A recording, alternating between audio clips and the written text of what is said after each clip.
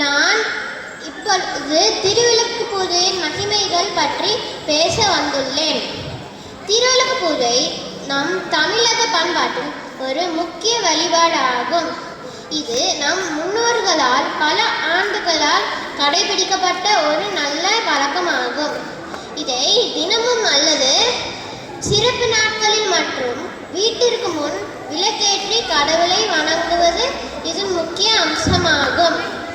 திருவிளக்கு பூஜை செய்வதற்கு முன் வீட்டை சுத்தமாக வைத்துக் கொள்ள வேண்டும்.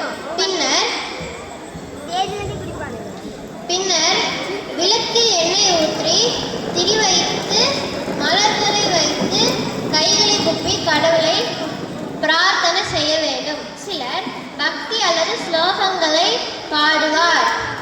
இது நமக்கு அமைதி மற்றும் தைரியத்தை தருகிறது. திருவிளக்கு பூஜை செய்வதால் நம் வாழ்க்கையில் ஒளி மற்றும் நன்மையை தருகிறது என்று நம்பப்படுகிறது. விளக்கொளி இருளை அகற்றுவது போல் நம் துக்கங்களையும் பயமும் அகற்றுகிறது.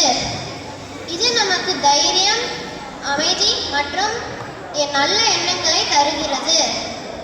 வெள்ளிக்கிழமை, அமாவாசை மற்றும் பௌர்ணமி போன்ற சிறப்பு நாட்களில் திருவிளக்கு பூஜை செய்வதால் நமக்கு அதிக புண்ணியம் கிடைக்கிறது என்று நம்பப்படுகிறது.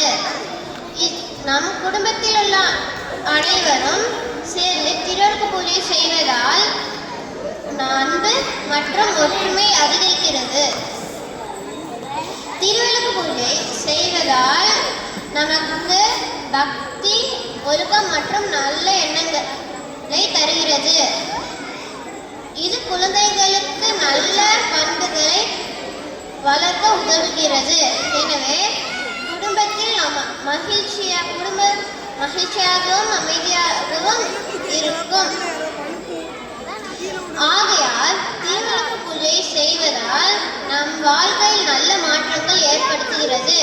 ஒரு புனிதமான வழிபாடு ஆகும். இதை நாம் தொடர்ந்து செய்தால் நம் வாழ்க்கையில் அமைதி, மகிழ்ச்சி மற்றும் வளம் அதிகரிக்கிறது. நன்றி, வணக்கம்.